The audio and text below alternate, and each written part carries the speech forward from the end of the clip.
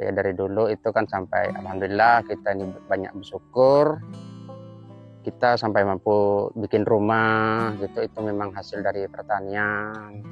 Nyekolahkan anak sampai beli motor gitu, memang semuanya khas dari pertanian.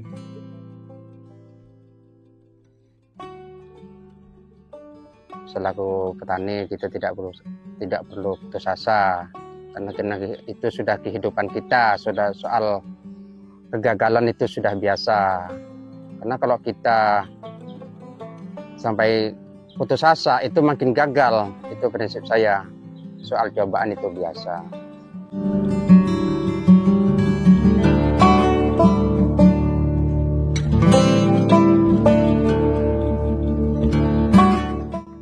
Assalamualaikum warahmatullahi taala wabarakatuh. Nama saya Ropik, Desa Sungai Kunyit Hulu, Kabupaten Mempawah. Saya berada di kelompok tani Sinar Agung A.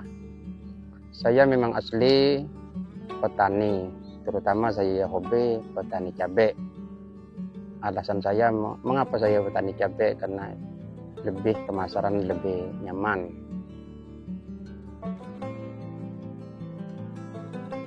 Sementara ini saya yang kelola di depan dan yang di belakang ini kurang lebih 1,5 hektar. Alhamdulillah ya, tingkat keberhasilan dari kemarin saya bertani cuma mampu beli motor dan menyekolahkan anak. Mudah-mudahan ke depan kita lebih berhasil sampai menyekolahkan anak atau yang kita capai dengan yang lain-lain. Ya karena kemarin itu masih banyak kendala, terutama banjir, kena cuaca agak ekstrim. Mudah-mudahan untuk akan datang kita lebih bisa memperhitungkan untuk mencapai tingkat keberhasilan. Saya bercocok tanam dari tahun 2016. Cuman dulu saya bertani yang jenis tanaman-tanaman yang lain, cuman saya rasakan itu kurang berhasil. Yang saya rasakan ini itu untuk kehidupan hari-hari itu cuma cabai sama terong. Jadi saya lebih memilih tanaman cabai sama terong karena untuk tingkat pemasaran lebih nyaman. Walaupun risikonya agak besar, tapi tingkat keberhasilannya lebih berhasil. Ya saya masalah bertani ada juga kemauan saya sendiri, ada juga belajar dari orang tua. Ya kebetulan memang saya itu kan memang hobi dari kecil itu bertani. Jadi saya memang sengaja tidak merantau kemana-mana, kebetulan tanah orang tua juga ada, saya dikelola. Dan lebih nyaman, kita kerja pun dekat-dekat rumah. Berarti pernah sempat merantau kali ya Bang? Saya merantau pernah sedikit-sedikit gitu, cuman kurang berhasil. Maka saya lebih memilih untuk bertani. Karena saya rasakan untuk kehidupan ekonomi hari-hari itu lebih nyaman di bidang pertanian. Jadi hasilnya untuk kebutuhan hari-hari sih Bang ya? Iya, kebutuhan anak-anak dan juga yang lain-lain. Ya dari dulu itu kan sampai alhamdulillah kita ini banyak bersyukur. Kita sampai mampu bikin rumah gitu, itu memang hasil dari pertanian. Menyekolahkan anak sampai beli motor gitu, memang semuanya khas dari pertanian. Itulah saya pun juga jadi petani awalnya pun ya asal-asalan, karena saya juga dari sekolah, saya bukan dari bidang pertanian, saya sekolah SMA bukan jurusan pertanian. Cuman kita ini kan harus banyak belajar, di samping kita belajar dengan orang tua, dengan tetangga juga saya ini ikut magang, juga dibimbing oleh Dinas Pertanian. Jadi alhamdulillah kita itu mudah-mudahan kita ini tingkat pengetahuan semakin tua, kita itu lebih paham. Alhamdulillah dulu tuh saya kalau dibandingkan dulu ya lebih paham lah gitu masalah pertanian. Karena dulu kita tuh bertani asal-asalan, Cuman kita berkat ada kawan-kawan dari luar, dari bimbingan dari pertanian, kita itu lebih mengerti sekarang. Sebelum tahu kita tentang penyakit, hama dan lain-lain, banyak ada kendala. Terutama kita tanam cabai awalnya itu sempat gagal.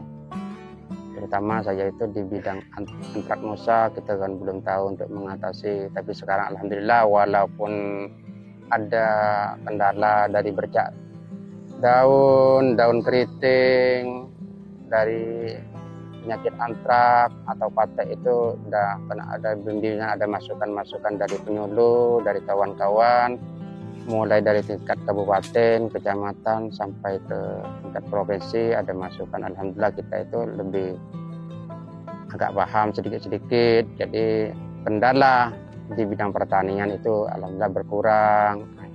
Awalnya banyak sih kendala-kendala yang terutama kita dari persemaian bibit. Karena sekarang mulai dari bibit, sekarang saya itu supaya pengalaman-pengalaman yang kurang berhasil itu saya agak robah. Cara dari pembibitan sampai bikin bedengan, cara pengelolaan lahan sampai ke tingkat penjualan. Jadi kita itu untuk petani supaya tidak gagal panen. Jadi kita memang harus diperhitungkan mulai dari cuaca sampai ke tingkat kepenjualan, semuanya harus diperhitungkan. Karena kalau kita terutama cabai itu modalnya agak lumayan. Jadi kita memang mulai dari pembibitan sampai panen itu memang perlu diperhitungkan. Selama belajar lu enggak ada putus asa, Bang? Iya, kita selaku petani kita tidak perlu putus asa. Karena itu sudah kehidupan kita, sudah soal kegagalan itu sudah biasa. Karena kalau kita sampai putus asa itu makin gagal, itu prinsip saya. Soal cobaan itu biasa. Ya dulu saya biasanya karena waktu itu masih banyak kendala, biasanya kali panen itu dapat 2 karung gitu.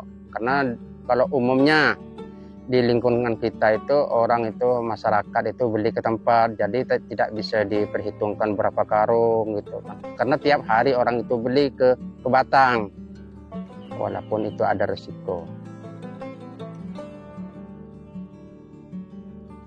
Sebenarnya kalau untuk mengelola itu tidak susah, karena cuman kalau semampu, kalau kita masih ada tenaga. Karena saya awalnya itu di samping ngupah sedikit-sedikit, saya kerja sendiri.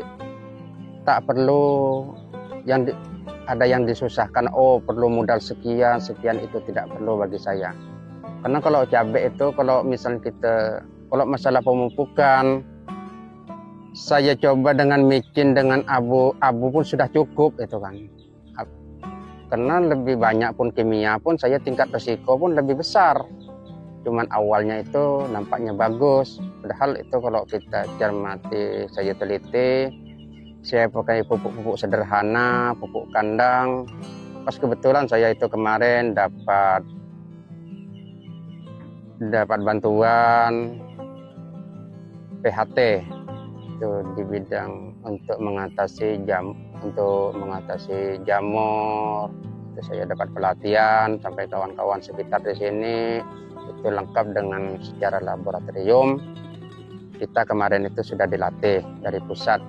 Alhamdulillah, jadi untuk mengatasi penyakit-penyakit cabai termasuk layu fusarium itu saya sudah bisa membuat sendiri itu pupuk trichoderma namanya itu untuk mengatasi itu. Itu dari saya, mungkin untuk sementara ini cukuplah. Sekian, terima kasih. Assalamualaikum warahmatullahi wabarakatuh.